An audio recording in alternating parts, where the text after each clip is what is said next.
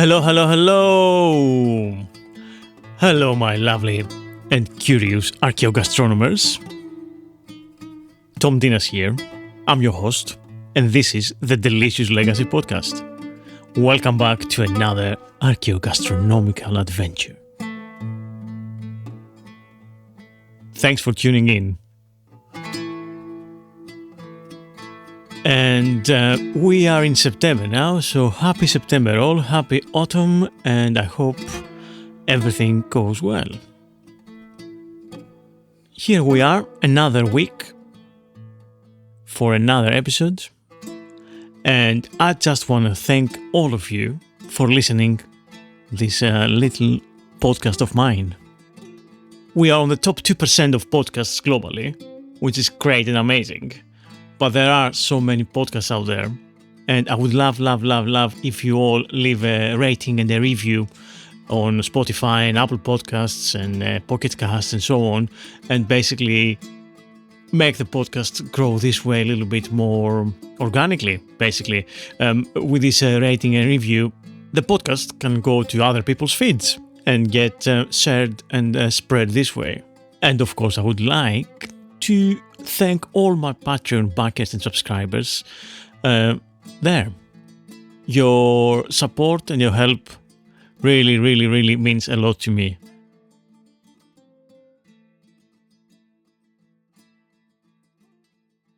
Right, let's get on with today's episode. Obviously, here at the Delicious Legacy, we did already an episode before about beans and their importance in global food culture. Going to ancient Egypt, Mesopotamia, Greece and Rome, and of course the Americas, where our classic French beans and butter beans that adorn our tables today originate from. We love beans, pulses, legumes, whatever you want to call them. I've probably been thinking about pulses every day. It's my Roman Empire. They are wholesome, delicious food, very versatile, and can be served in many different forms.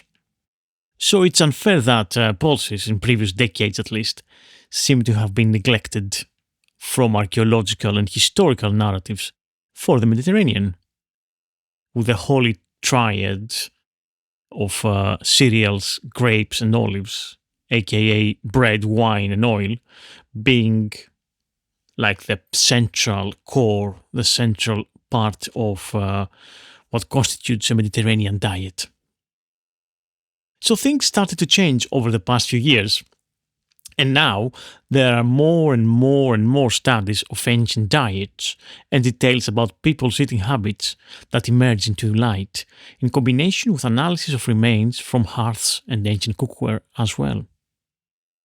Specifically, on today's episode, I will be narrowing the focus on the peas and fava, or yellow split peas, of antiquity. On top, I'll check the echoes of these ancient foods in the traditional and modern Greek table and discover some rare varieties of peas still in cultivation in small, ideal Greek islands. The diets of people inhabiting the broader Aegean region, both ancient and contemporary, are heavily dependent on what we call legumes or pulses, and therefore the vital importance they play in it is beyond any doubt.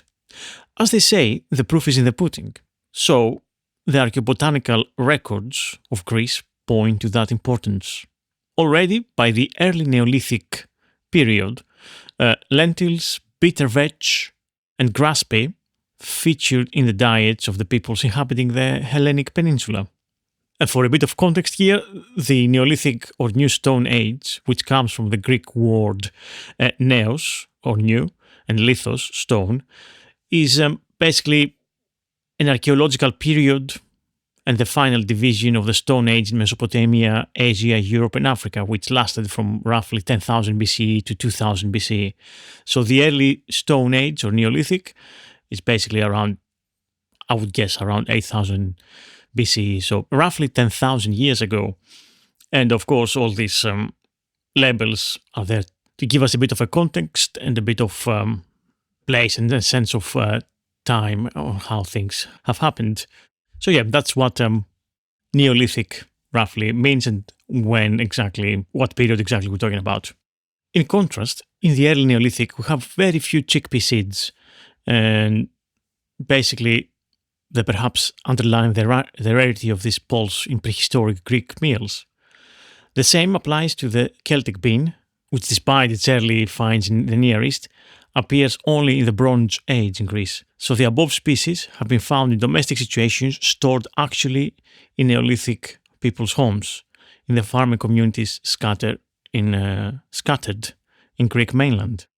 If we forward a bit to the Bronze Age, so around 2000 BC and later, two more Lathyrus species are found in the Aegean islands of Crete.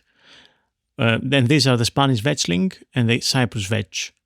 Spanish vetchling corresponds to Fava, and the one we now call Fava Santorinis, which is still grown, obviously, the island of Santorini.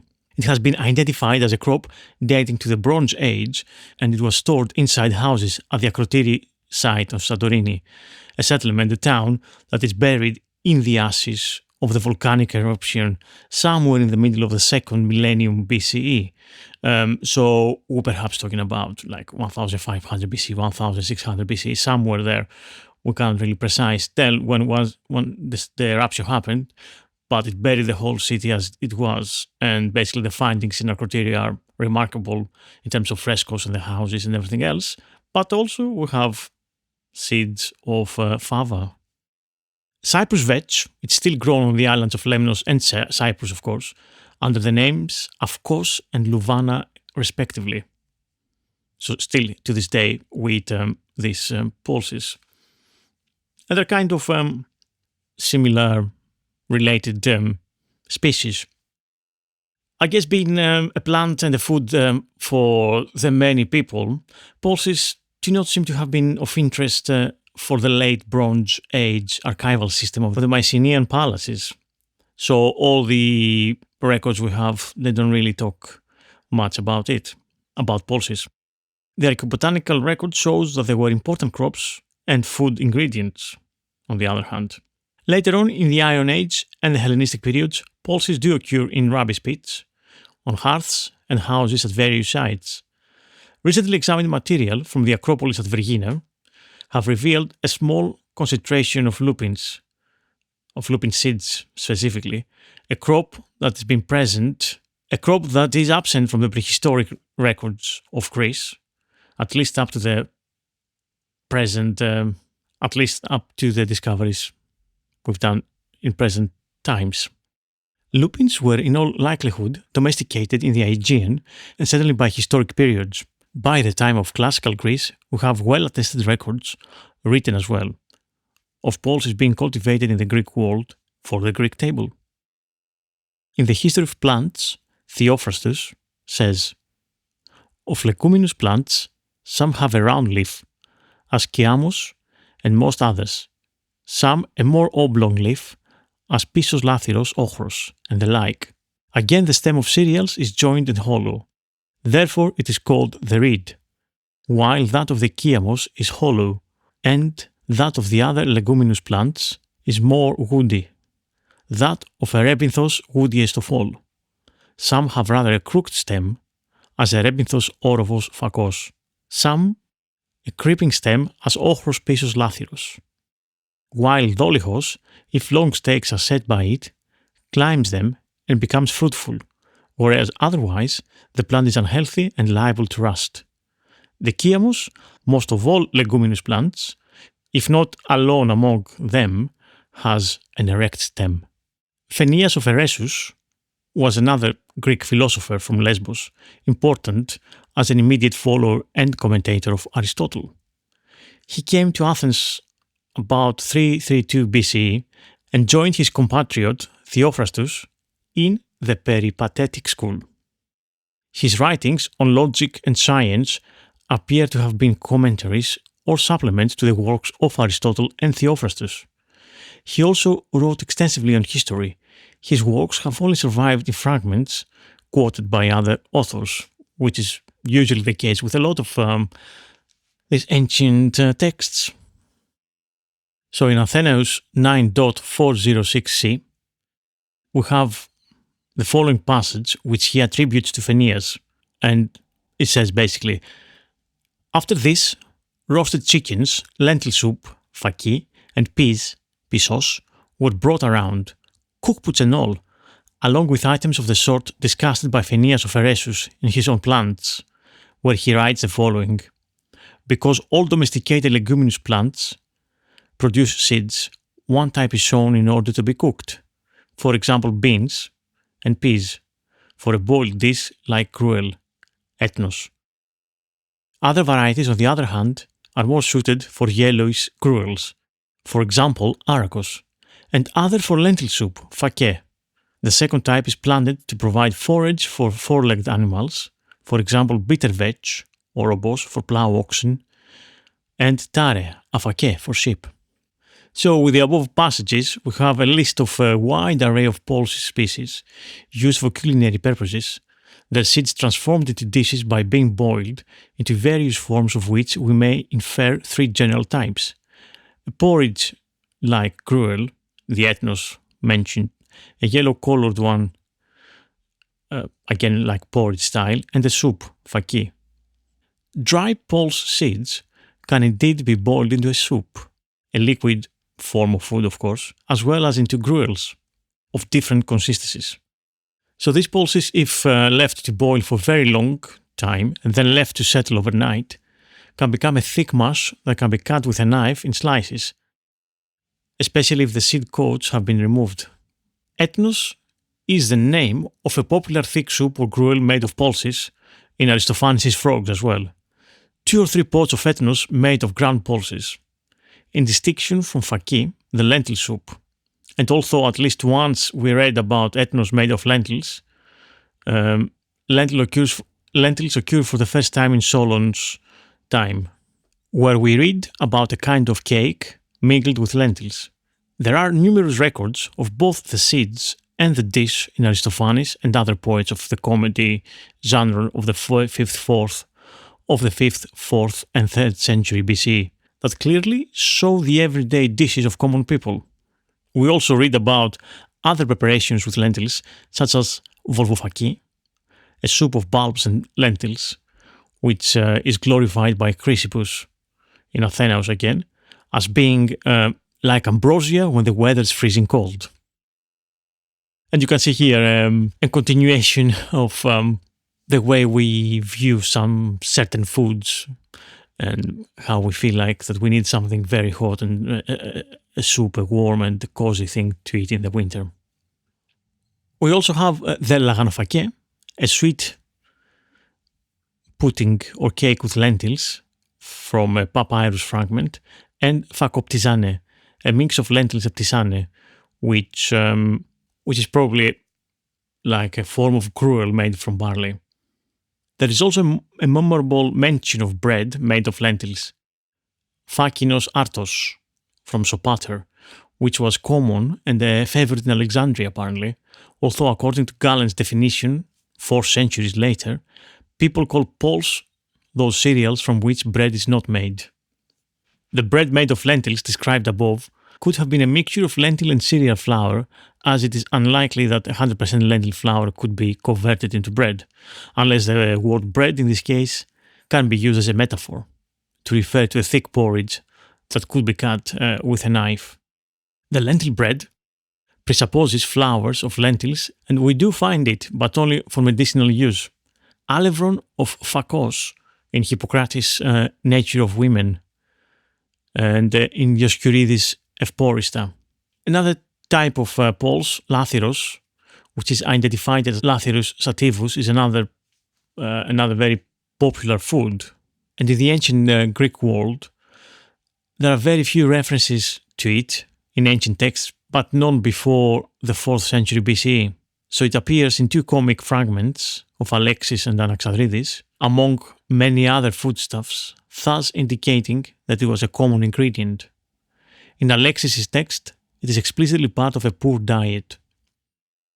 And by Theophrastus, Lathyrus is grouped together with ochros and pissos in terms of its physical characteristics. In the literature dating from after the 4th century BCE, The most interesting appearance of Lathyrus, apart from its mention by Polemon as one of the ingredients of Dion Codion, the sacred fleece, is in Galen's discussion on pulses, in which a brief section on Lathyrus is included and informs us that this pulse, which had a wide use in Asia, Mysia, and Phrygia, all regions in modern-day Turkey, it is in substance very like ochros and phaselos, and with liquor, hylos, it's close in power to this but thicker in consistency, and this is why it's somehow more nourishing than them. Fava is really popular in Greece, and there are a few different varieties that are grown in the Aegean Islands, especially in Cyclades, and some of them really small with really tiny productions. And of course in mainland Greece, from Peloponnese to Thessaly, it's something that is very much liked. So this Lathyrus climenum, which is also, as we said, called Spanish Wetzling, it's what we call in Greek the dish Fava Santorinis. And for 3,500 years, the residents of Santorini and the neighboring islands have been cultivating this legume. Elsewhere in the world, this was considered as a wild plant, was found as a wild plant. It seems like the peculiar ecosystem that was created by the volcanic explosions on Santorini Island, the volcanic ash, the cellular soil, and the combination of humidity created by the sea and the drought make this bean a unique resource for the inhabitants. Today, when weather conditions are good, farmers on the island can reap about 800 kilograms of fava beans per hectare. It's also a very vulnerable crop. It can be destroyed by strong winds that blow away its flowers before they can yield the pea. They can be destroyed also by drought or by a sudden heat wave almost instantly. And so it's a very limited production, making a very expensive crop that costs about 700 euros per acre today. There's a very famous and delicious fava bean, which is called katsuni. It's a type of pea of Pisum sativum, and it's as big as peppercorns, basically. It's been cultivated by 10 or 12 producers, farmers, in very small quantities in the island of Skinoussia. Skinoussia is located south of Naxos, in the middle about of the lesser Cyclades group. It has more or less 220 inhabitants, and so its land area is about 8.5 square kilometers, or about 3.29 square miles. Here I want to mention peas pudding, because it has a very bad reputation or very unfair reputation in UK nowadays. But there is very much a similarity with this fava dish from Greece. Many centuries ago, as soon as the pudding cloth caught on, pottages, so thick soups basically, were adapted to being cooked in a cloth and therefore deemed puddings in a sense. This is from Neil Battery's book, The Philosophy of Pudding. The best known of this is peas pudding. The working classes ate a lot of it, as the famous rhyme used in the children's hand-clapping games asserts. Peas pudding hot, peas pudding cold, peas pudding in the pot, 9 days old. Some like it hot, some like it cold, some like it in the pot, 9 days old. There was a decline in popularity in the 18th century when peas were ditched for the new wonder vegetable, the potato. It continued to be popular in the northwest England, where peas grew much better than many other staple crops. Peas pudding is very simple to prepare. In its most basic form, soaked split peas are loosely tied in a cloth and hung in simmering water, tethered to the pot handle with a length of twine. When the contents are soft and swollen, they are removed and seasoned with pepper, mint and little sugar, mashed and mixed with an egg or two, retied and simmered again. This all seems rather more complicated than just making a simple pottage, so why this adaptation into a pudding? First, it meant that other things could be cooked in the pot at the same time, but more importantly, cooking the peas in a cloth meant that they didn't stick and burn on the base of the saucepan, as they are prone to do, and I find this very similar with fava santorinis when I cook. So, By doing that, they are allowing the cook to essentially forget about it and concentrate on other things. Dorothy Hartley wrote in Food in England in 1954, "If well made, the peas should have swollen together so that it comes out like a large green cannonball, hot and steaming before being promptly opened up with 2 forks, never cut, and crowned with a large knob of butter or bacon fat." So Pisum sativum is here what is used for peas pudding, the yellow split peas, and this is the same, or not the same, but a similar species that with the one from Skinusa. Although the one in Skinusa is tiny little peppercorn-sized seeds. In the island of Skiros, the biggest island of the Sporades islands in the Middle Aegean, they have fava as well from Lathuri, the variety Lathyrus ochrus. And in the local Skirian vernacular, it's called pisses. It's one of the 2 species of fava that thrive in the island. The other one is called kurakachi, and it's small again and sweeter with intense orange color. Then in Lemnos, a small island but very famous in the antiquity, there is what we've seen from the ancient times, what is called afkos. That another type of pulses, of fava beans. The cultivation is hard and painstaking, and until the 1960s, the production in the island was quite important and big, but obviously since then it went down. The younger generations weren't interested in cultivating this product. However, from 2010, things started to look better for the local afkos. This is Lathyrus ochrus, as we said. And the University of the Aegean done some research and found and authenticated the indigenous roots of afkos from Lemnos. There's also the fava of Zakynthos, which is only produced by 5 farmers nowadays from paternal seeds of old times. And this cultivation is very old in tradition, and it used to happen in bigger land back then, in larger areas back then, and the produce was very famous and great, very tasty. Today, the production is between 5 and 15 tons annually, depending, of course, with weather conditions. This fava, again, comes from Lathuri, and it's quite big, quite yellowish, and extremely easy to boil, basically. It's not hard and has very soft taste. Fava cultivation is indeed a real-time traveling endeavor. Almost always it happens by hand. The nyasimo, as they say in the island of Amorgos, a small Cycladic island, it's the weeding process, the ploughing and winnowing. It can't happen any differently, always by hand, because of the topography, especially in the relative tiny Greek islands. The farms are small and between dry stone walls. No mechanization is possible here. The collection of the produce happens in the dawn with the morning dew, so it softens a little the part of the seed that detaches from the plant without breaking. Even the splitting of the yellow peas happens usually in stone hand mills, a process that might seem old-fashioned but also timeless and rooted in human ingenuity, hard work, and almost unchanged since the Bronze Age.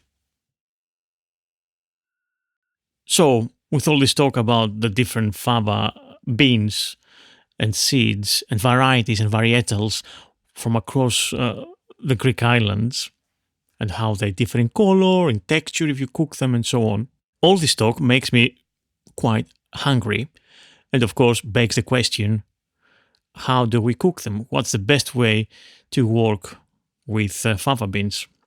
Now, there are some tips that you can follow, and they're very easy and very clear steps. And I think if you do that, fava beans are the easiest, or one of the easiest with lentils things to cook. And of course, why not cook them and pretend that you're back in a Greek Aegean island? So firstly, fava beans do not need to be soaked. The only thing we need to pay attention to is washing them thoroughly in a colander under running water. And traditionally, though, also grandmothers, to be safe of breaking teeth of their family, before washing them, they clean them, that is, removed any foreign objects and bodies like small stones or pieces of straw and so on by hand. Of course, perhaps it's an overcaution nowadays, but still, some people still do that. In terms of cooking, then, there's no strict ratio of fava beans to water. If the fava beans are easy to boil, we follow the ratio of 1 to 3. So that is 1 cup of fava beans, 3 cups of water. Otherwise, more water may be needed. So depending how fresh your beans are, then it means this can be easier to boil, in a sense. More than any other legume, fava beans must be skimmed well for as long as the foam forms on the surface of the liquid. And usually this happens on the first 10 to 15 minutes of boiling. Then we boil them over low heat without covering the pot because they swell and they will definitely overflow and basically cause a mess in our kitchen. And contrary to common belief of people that haven't cooked fava before, it is best not to stir it because this releases its starch and risks sticking. Stir only at the end when the fava beans have absorbed the liquids, softened and almost dissolved to become like a puree. And to obtain a velvety texture, we pass the fava beans through a grinder or a blender. Finally, if you're not serving fava immediately, it's best to make it relatively liquid because as it sits, it thickens. Of course, usually I use it straight away. So once it's boiled, I mix a bit of the best extra virgin olive oil that I have. And I mix, I season with a bit of salt and the pepper. I squeeze a bit of lemon and I dress it or marry her, as is the term in Greek, pantrevo, with some raw onions, capers, or similar things. Like some people have caramelized onions, and maybe some octopus, cooked octopus, or some smoked pork, or things like that. Right, and with this, I can safely say we can wrap up for another episode. Before I go, I want to give you some recommendations for this week. Firstly and foremost is the newsletter or blog of Nicola Miller, an excellent food writer. And it's called Tales from the Topographic Kitchens. And she recently migrated from Substack to Ghost.io. So you will find it as Tales from Topographic Kitchens at ghost.io. And it's an excellent blog / newsletter. Subscribe. And a couple more of suggestions is the podcast by the Around the Table collective, which and the episode Odeuropa with William Tullett, which is all about how smells influence our history and our past and the present and so on. So it's an excellent podcast. I'll put a note on the show notes. And the blog Cooking in the Archives, rarecooking.com. That's another suggestion for this week. And finally, the movie Bon Appetit, Your Majesty, which is a Korean movie basically where the premise is that the talented chef travels to Joseon-era Korea in the past and meets a tyrant king, and her modern dishes captivate his palate, but royal challenges await her. These are my food-related suggestions for this week. I'll put links on the show notes. So that's it for this week. And if you want to ask any questions or you have any suggestions or points that you want to make, please get in touch at the Delicious Legacy Podcast at gmail.com, all one word. And of course on Blue Sky or Instagram or on Patreon if you are a member there.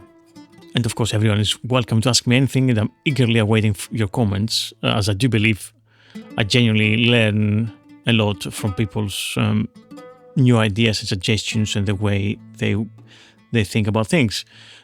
So please, please, get in touch.